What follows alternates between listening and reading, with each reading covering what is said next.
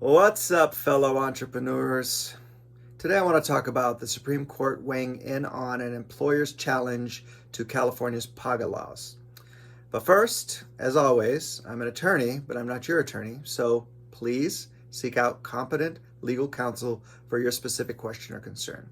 So for those of you that have been hiding under a rock for the last few years, PAGA is a California labor law that authorizes private attorneys, basically private citizens, to sue on behalf of other workers, even if those workers have agreed to arbitrate their claims individually. In other words, one employee can sue on behalf of all other employees, even if those employees do not agree to be represented in the suit. Yes, unbelievable. This, of course, has created lots of abuse and created more opportunities for litigation where it didn't otherwise exist. The case being weighed in by the Supreme Court is called Viking River Cruises versus Moriana, and will determine if companies and their employees are able to resolve labor disputes through arbitration.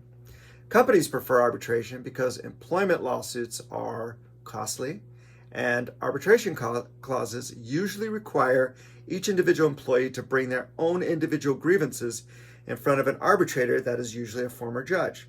Plaintiffs' attorneys do not like arbitration because they would prefer to represent several employees in one case, instead of one aggrieved employee in their specific case. This allows for much larger awards and much larger legal fees because there are more plaintiffs, and of course, juries are more friendly to plaintiffs.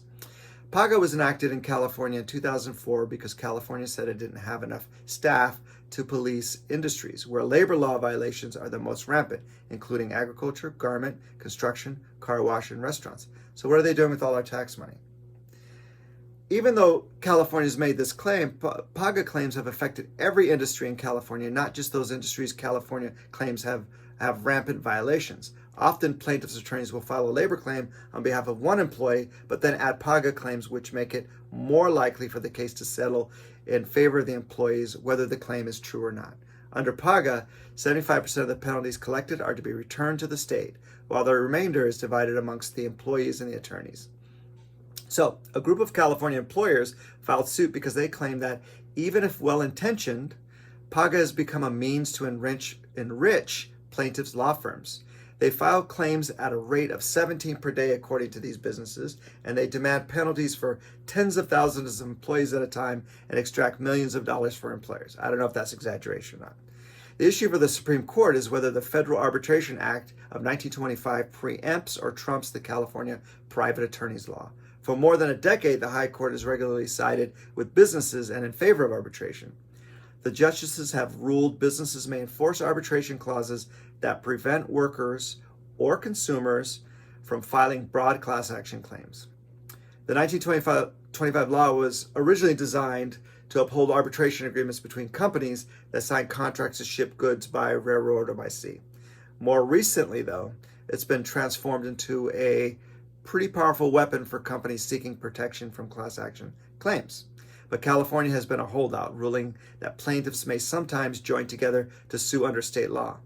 In 2014, the state Supreme Court said the Federal Arbitration Act did not prevent the state from authorizing private attorneys to enforce its labor laws. The case before the court began when Angie Moriana quit her job as a sales agent in Los Angeles for Viking Cruises and complained she did not receive her last paycheck. So she became the lead plaintiff in a private suit alleging violations on behalf of a large group of Viking employees. Viking asked the Los Angeles Superior Court judge to block the lawsuit and send her case to arbitration.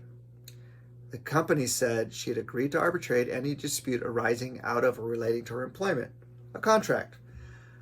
Moreover, she had waived any right to any class collection or private attorney general action. But the judge and a state appeals court refused and ruled that under California law, the private suit may proceed because the state is the real party bringing the claim.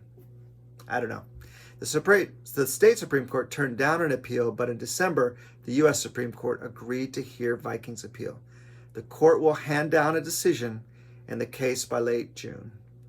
Anyway, fellow entrepreneurs, let's keep our fingers crossed. We know what PAGA is doing to small businesses in our state. So until next time, be productive.